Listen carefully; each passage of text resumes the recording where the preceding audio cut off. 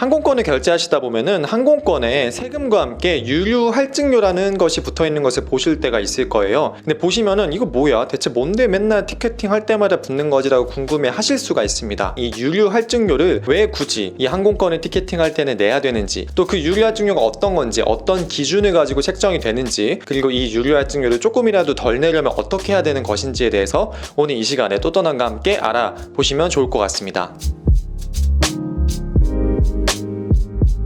안녕하세요. 또 떠나는 남자 또떠남입니다. 먼저 유류 할증료에 대해서 알아보시기 전에요, 이 항공기에 넣는 기름인 항공유에 대해서 알아보실 필요가 있습니다. 이 항공유 같은 경우는 크게 두 종류로 나뉠 수가 있는데요, 가솔린으로 만든 항공유와 등유를 기반으로 만든 항공유가 있는데, 우리가 일반적으로 탑승하는 그런 대형 제트기에는 등유를 기반으로 한 항공유가 쓰이게 됩니다.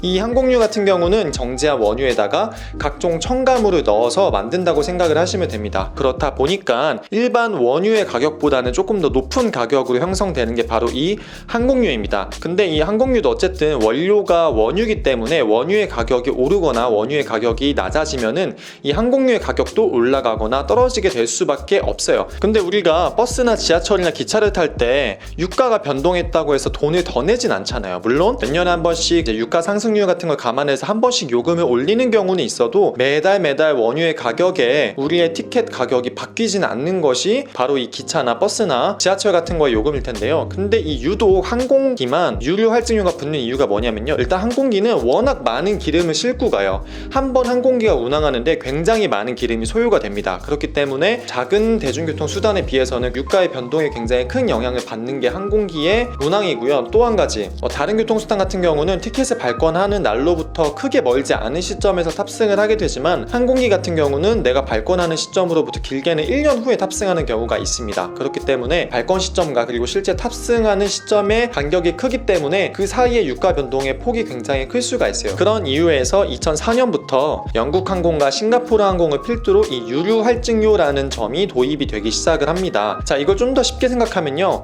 항공사 입장에서는 지금 기름값을 고려했을 때 티켓 가격을 10만원 정도로 책정하는 게 적당하다고 생각을 했어요. 근데 실제 고객이 탑승하는 시점에 이 기름값이 올라서 10만원이나 된다고 가정을 해볼게요. 기름값만 10만원이 돼버리면 항공사 입장에서는 손해를 떠안고 승객을 탑승시킬 수밖에 없는 상황이 되는 거죠. 그렇기 때문에 우리가 이 기름값이 올라갈지 내려갈지는 알 수 없지만 어떤 기준에 의해서 너네 승객이 이 유류값의 변동에 대해서 어느 정도 리스크를 감수해라 라는 의미에서 도입이 된 게 바로 이 유류 할증료입니다. 그럼 이 유류 할증료는 어떤 기준을 가지고 계산이 되냐면요, 이 기준이 되는 가격이 있어요. 싱가포르의 국제 석유 시장에서 거래가 되는 국제 항공유 가격이라는 게 있습니다. 약자로 MOPS라고 하는데, 이 MOPS의 가격을 기준으로 해서 유류 할증료가 결정이 되게 됩니다. 이 MOPS의 가격이요, 갤런당 150센트까지는 유류 할증료가 부과가 되지 않아요. 하지만 갤런당 150센트보다 높아지면은 유류 할증료가 부과되기 시작합니다. 이게 10센트가 올라갈 때마다 1단계, 2단계, 3단계씩 이렇게 한 단계씩 올라가게 되어 있어요. 그래서 이 국제 항공유 지표가 갤런당 151센트다 그러면 이제 1단계가 발효가 되는 거고,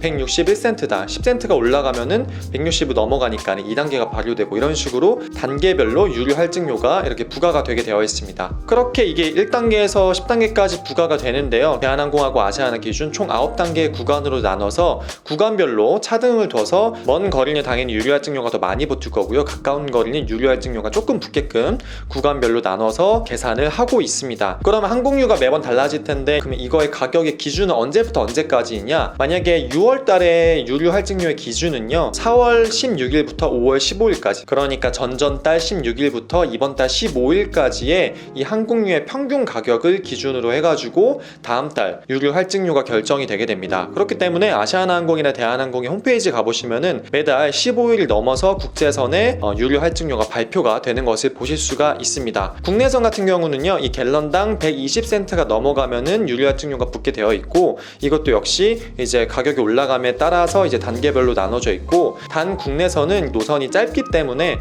구간을 9개로 나누지 않고 단일 구간으로 해가지고 유료 할증료를 부과하고 있습니다. 근데 여기서 중요한 점이 뭐냐면요, 이 유료 할증료의 기준이 되는 게 내가 항공권을 발권해서 실제 탑승하는 날 기준이 아니고 이 항공권을 발권하는 시점을 기준으로 해서 책정이 된다는 겁니다. 그러니까 내가 만약 내년 5월달에 비행기를 탑승해도 티켓을 사는 시점이 2019년 6월이다 그러면은 6월달에 유료 할증료가 적용이 되게 되는 거죠. 그렇기 때문에 같은 좌석에 앉아 있어도 내 옆자리에 앉아 있는 사람이 나보다 유료 할증료가 더 싼 시점에서 발권했다면 나보다 더 저렴한 가격으로 티켓을 구입했을 가능성이 있습니다. 이게 근데 왜 그러냐면요, 사실상 내가 탑승하는 시점이 내년 5월달에 이 유가가 어떻게 변할지에 대해서는 현 시점에서는 정확히 예측할 수가 없잖아요. 그러니까 그냥 네가 발권하는 시점을 기준으로 해가지고 우리가 유료 할증료를 부과하겠다라고 규칙을 정해놓은 것이죠. 그렇기 때문에 내가 발권하는 시점에 유가가 굉장히 높았다 그럼 나는 유료 할증료를 많이 내야 되기 때문에 실제 내가 탑승할 때 유료 할증료가 저렴해지면은 전 어떻게 보면 좀 손해를 볼 수도 있는 거죠. 근데 이 유료 할증료가 매달 달라지기 때문에 여러분이 발권을 하실 때는 유료 할증료가 다음 달에 어떻게 될지 이번 달에 어떻게 될지 생각을 해보시고, 만약에 다음 달에 좀 더 유료 할증료가 많이 내려갈 것 같다라고 하시면 다음 달에 발권하시는 것이 티켓 값을 더 절약할 수도 있을 거예요. 특히나 마일리지 가지고 발권하시는 분들 같은 경우는 세금하고 이 유료 할증료만 저희가 현금으로 결제를 하거든요. 그렇기 때문에 훨씬 더 이 유료 할증료의 차이가 크게 느껴질 수가 있습니다. 그렇기 때문에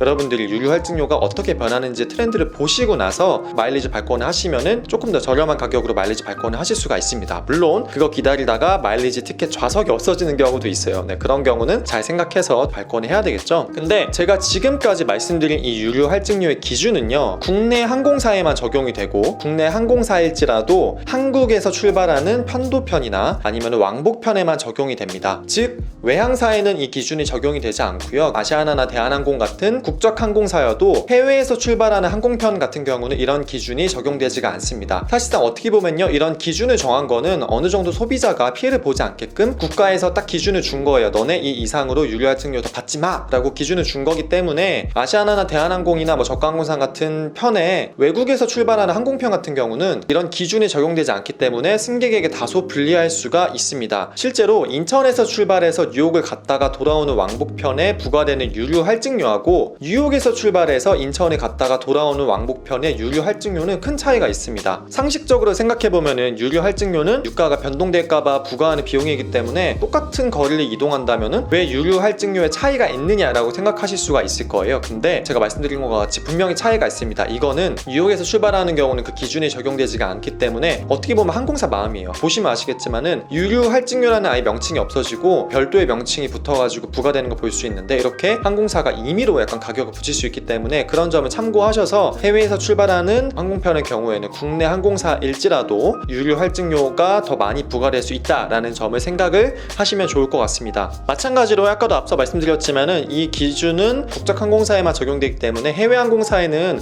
인천에서 출발했건 다른 도시에서 출발했건 전혀 적용이 되지 않습니다.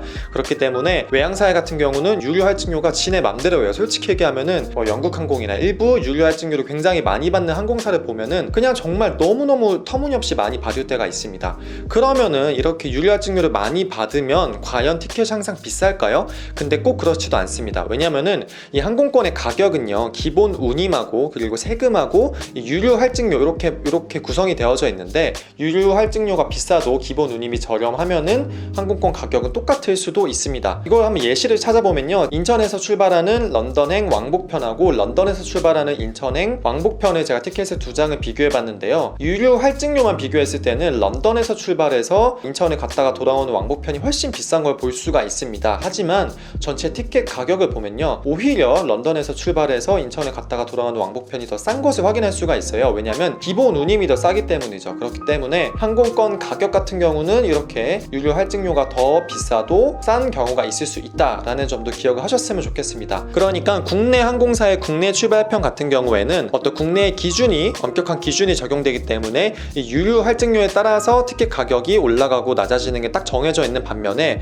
외항사거나 국적 항공사여도 해외에서 출발하는 항공편의 경우에는 이 유료 할증료가 티켓의 전체 가격하고는 인과관계가 없을 수도 있다라는 점을 고려하시면 될 것 같습니다. 그러면 이렇게 생각하실 수가 있어요. 어떤 거는 운임은 싸고 유료 할증료는 비싸고, 어떤 거는 운임은 비싸고 유료 할증료가 싸고, 어차피 전체 티켓 가격은 비슷한데 이게 말장난 말장난하는 것도 아니고 왜 항공사에서 굳이 이렇게까지 하느냐, 이거에 대해서 뭐 다양한 원인이 있을 수 있겠지만요, 그 중에 이유 한 가지로 말씀드리자면요, 우리가 항공권을 발권할 때는 현금을 주고 구입하는 방법도 있지만 마일리지 가지고 발권하는 방법도 있잖아요. 근데 앞서 말씀드렸던 것처럼 마일리지 가지고 발권할 때는 이 마일리지 가지고 기본 운임만 지불하는 거고, 그 외에 유료 할증료하고 세금은 고객이 부담을 해야 됩니다. 그렇기 때문에 이 항공권 가격에서 유료 할증료하고 세금의 비중이 크다면은 이 마일리지를 내가 내고도 조금 더 많은 비용을 부담을 해야 되는 거죠. 그렇기 때문에 특정 항공사, 영국 항공같이 유료 할증료나 아니면 세금의 비중이 높은 항공사의 경우에는 마일리지 발권에서 다른 항공사보다 큰 수익을 가져갈 수 있다는 장점이 있습니다. 어떻게 보면 약간 꼼수같이 보일 수도 있죠. 근데 어쨌든 전 세계적으로 이렇게 항공사의 이 운임에 대한 규정이 정해져 있지가 않기 때문에 이거를 제어할 수 있는 방법은 없습니다. 어쨌든 그러한 이유에서 이 항공사는 유료 할증료하고 운임을 왔다리 갔다리 말장난을 하면서 바꾸는 그런 경향이 있다는 것을 알고 계시면 될 것 같습니다. 네, 오늘은 티켓팅을 할 때 우리에게 부과되는 유료 할증료가 과연 왜 붙는지, 그리고 어떻게 붙는지에 대해서 말씀을 드려봤고요. 특히 제 영상을 보시는 분들이 많은 분들이 여행에 관심이 있고 또 마일리지 발권에 관심이 있는 분들이기 때문에 이런 내용 정도는 기본적으로 알고서 발권을 하시면 단돈 10,000원이라도 아끼실 수가 있다고 생각을 합니다. 항상 여러분들에게 여행과 관련돼서 조금이라도 도움이 되는 모든 내용을 제가 알차게 준비해 볼 테니까요, 영상이 도움이 되셨다면 좋아요 눌러주시고 그리고 구독 버튼도 꼭 눌러주시면 감사할 것 같습니다. 네, 그럼 저는 지금까지 또 떠나는 남자 또떠남이었습니다. 감사합니다.